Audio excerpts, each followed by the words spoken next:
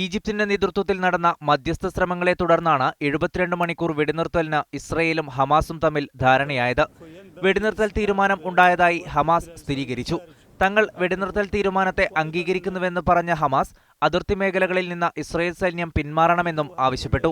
ഈജിപ്തിന്റെ മധ്യസ്ഥ ശ്രമങ്ങളെ അവർ അഭിനന്ദിക്കുകയും ചെയ്തു. حركة حماس أبلغت المسؤولين المصريين موافقتها على التهدئة لمدة 72 ساعة، وبناء على هذا التوافق ينبغي انسحاب قوات الاحتلال الإسرائيلي خارج.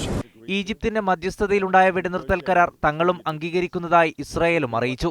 ഹമാസ് വെടിനിർത്തൽ കരാർ ലംഘിച്ചാൽ തങ്ങൾ പ്രതികരിക്കുമെന്ന് ഇസ്രായേൽ പറഞ്ഞു.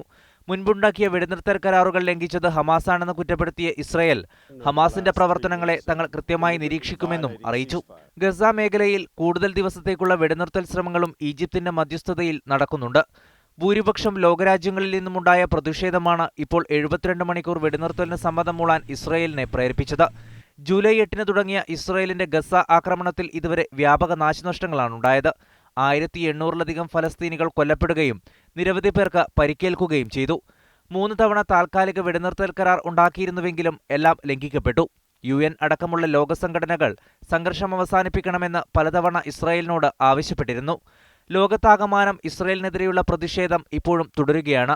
കഴിഞ്ഞ ദിവസം പാകിസ്ഥാനിൽ നടന്ന പ്രതിഷേധ റാലിയിൽ ആയിരങ്ങളാണ് പങ്കാളികളായത്. News desk media 1.